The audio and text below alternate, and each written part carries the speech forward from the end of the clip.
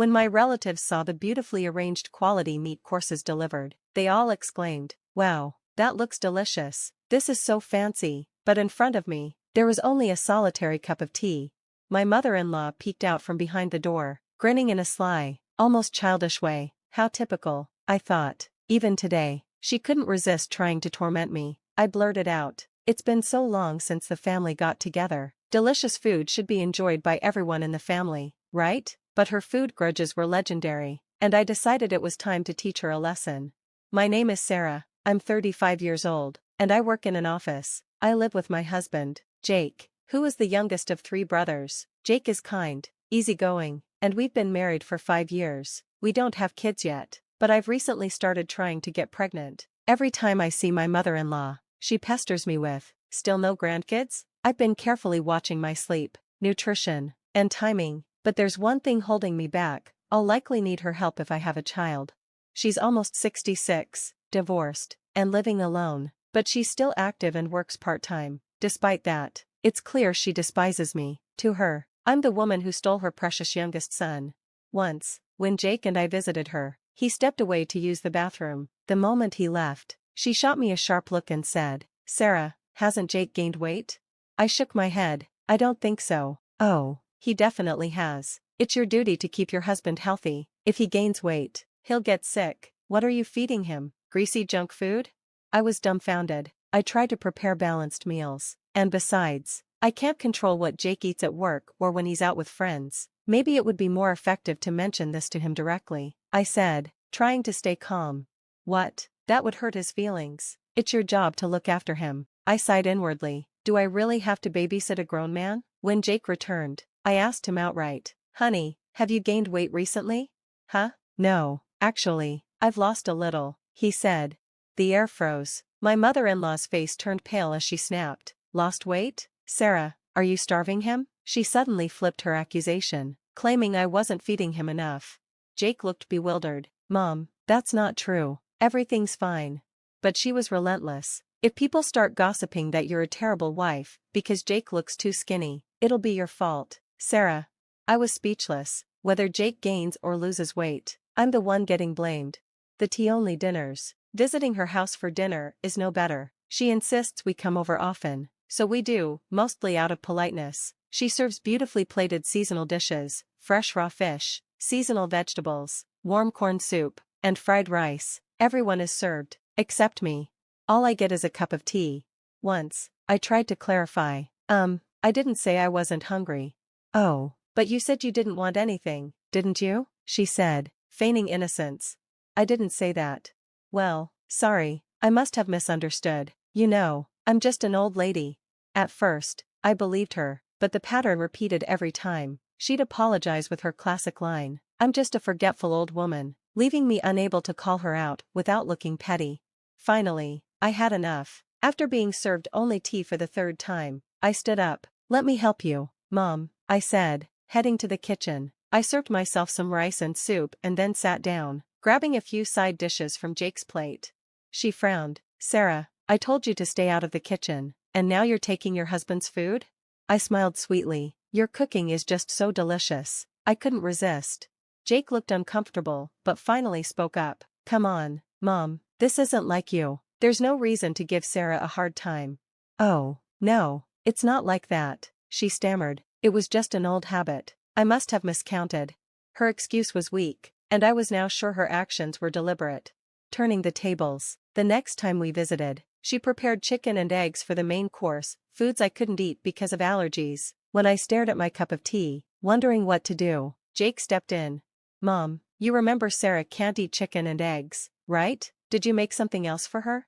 Caught off guard, she stammered. "Oh, of course, I thought I'd order takeout for her." "Sarah, pick whatever you'd like."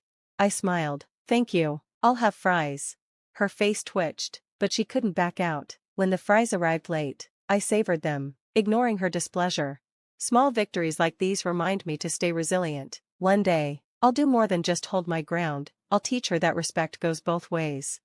I slightly regretted ordering fries. I knew my mother-in-law wouldn't let it slide and would probably make some snide comment like, "Fries are for children." I also decided not to mention that I could eat eggs as long as they weren't raw. There was no point in giving her ammunition. The petty battle between us continued. Once, I proudly brought over some homemade dishes under the guise of sharing. I prepared seasoned rice and simmered vegetables, packing them neatly in a container. I thought, if there's no meal for me, at least I can eat this. But my mother-in-law was one step ahead. "Why did you bring something so dirty?" she asked, frowning in exaggerated disgust. "Dirty?" I was taken aback. "The rice and vegetables, everything's brown. You should think about presentation," she sneered, sounding like a self-proclaimed aristocrat. "But it's delicious," I countered. "I came up with the recipe myself." "You really have no taste," she said bluntly, so careless and no sense of refinement at all. For some reason, this time she didn't hold back and insulted me outright. Then, as if to add insult to injury, she picked up my container and dumped its contents into the trash. "It had gone bad," she said with a dismissive wave. My anger boiled over. "That's not possible." At that moment, Jake walked in. "What's going on? Why are you shouting?" My mother-in-law's fierce expression instantly morphed into a sweet smile. "Oh, Sarah's cooking had gone bad, so I threw it out." Jake frowned. "That's too bad, it's usually so tasty." "Tasty? That brown food?" she muttered under her breath. I was livid. Wasting food is something I simply cannot forgive. That day, as usual, I had only tea. I drank it down defiantly while my mother-in-law smirked, clearly enjoying my frustration. A festive family gathering. A week later, we all gathered for my niece's birthday. Jake's 3 brothers, their families, and several relatives we hadn't seen since our wedding were there. The atmosphere was lively, with laughter and chatter filling the air. The tables were pushed together in the recreation room, creating a long banquet setup.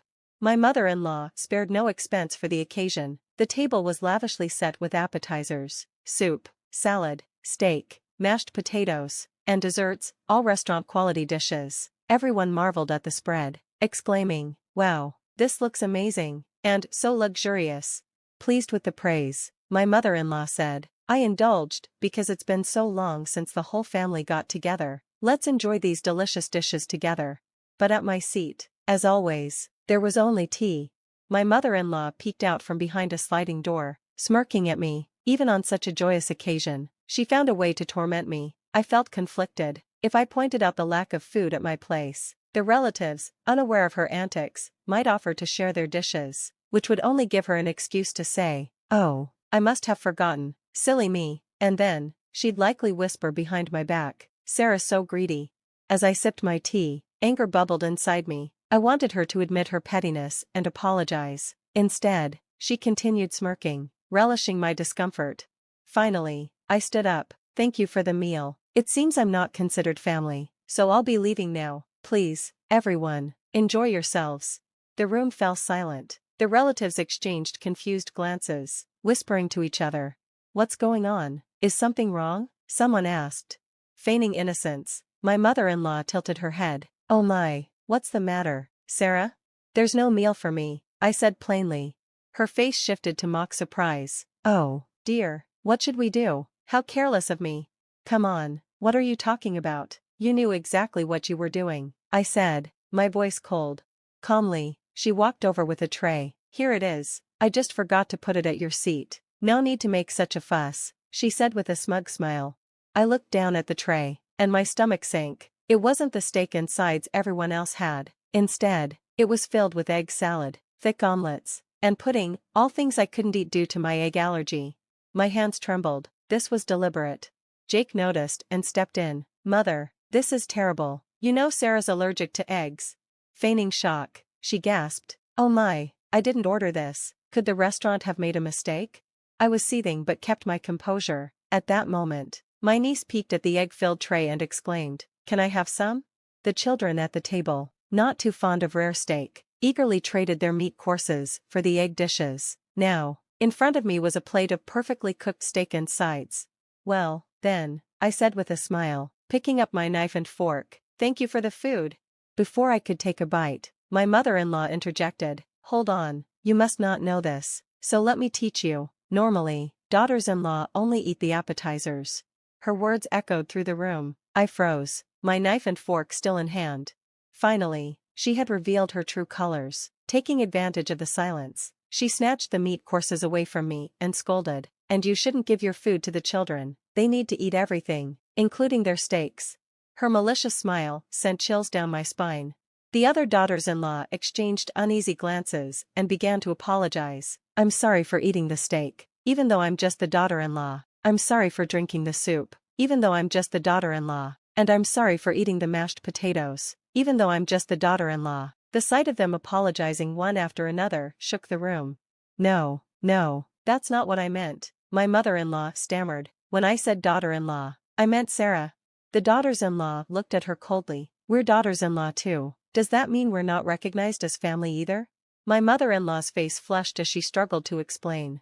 I took a deep breath and addressed the room. Mother always serves me tea, nothing else, every single time we visit. It's because I'm not considered part of the family, but treating me like this, knowing I have an egg allergy, that's too much.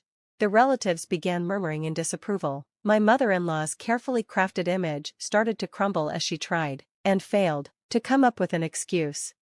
Oh, I completely forgot about your allergy, Sarah. I could have sworn you liked eggs, but maybe I was mistaken, my mother-in-law stammered, her tone full of false innocence.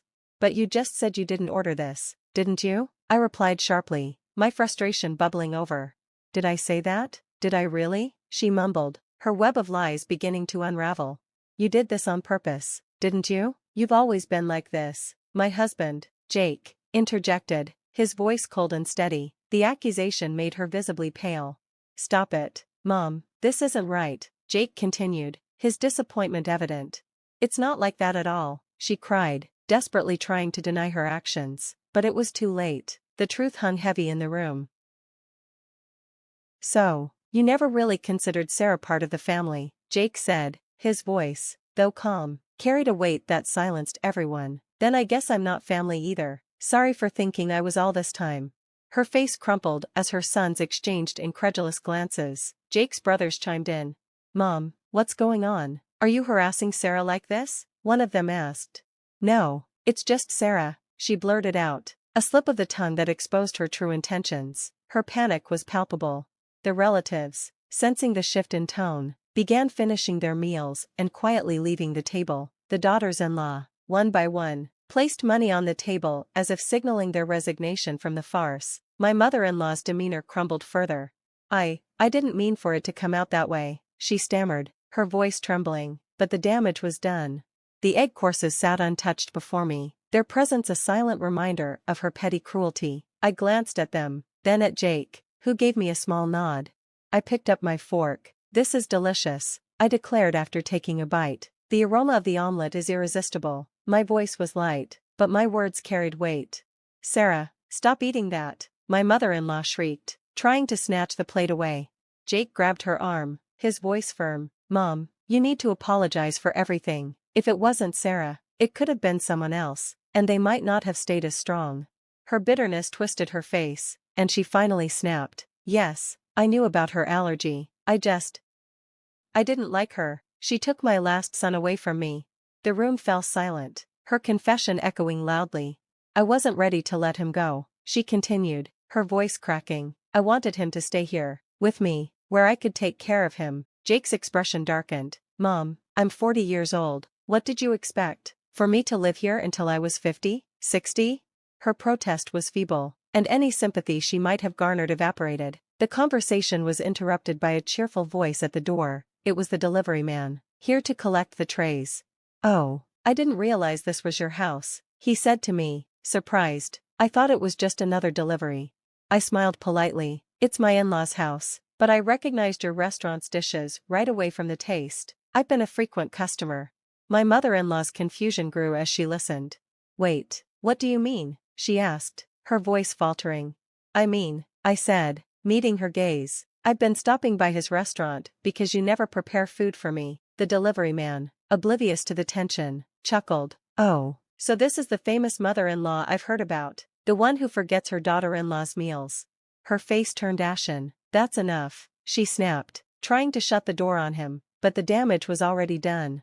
Jake sighed, looking at her with a mix of disappointment and resolve. Mom, you've always wanted us to come over, but I think it's best if we don't visit anymore. Don't say that, she cried, her voice desperate. Just come, even if it's only you. Jake shook his head. No, "Mom, my wife is my family, and if she's not welcome, neither am I." Her protests faded into silence as we left the house together. From that day forward, Jake's brothers and their wives also began to distance themselves. It turned out they'd been mistreated in similar ways but had remained silent out of fear or resignation. Despite her attempts to contact Jake secretly, he stood firm. "Mom, I don't need your cooking anymore, and I won't be coming back for a while," he told her. Over time, the bonds between her and her family frayed, her actions leaving her isolated. Meanwhile, Jake and I looked forward to a brighter, happier chapter, one built on mutual respect, love, and, of course, delicious meals shared as a family.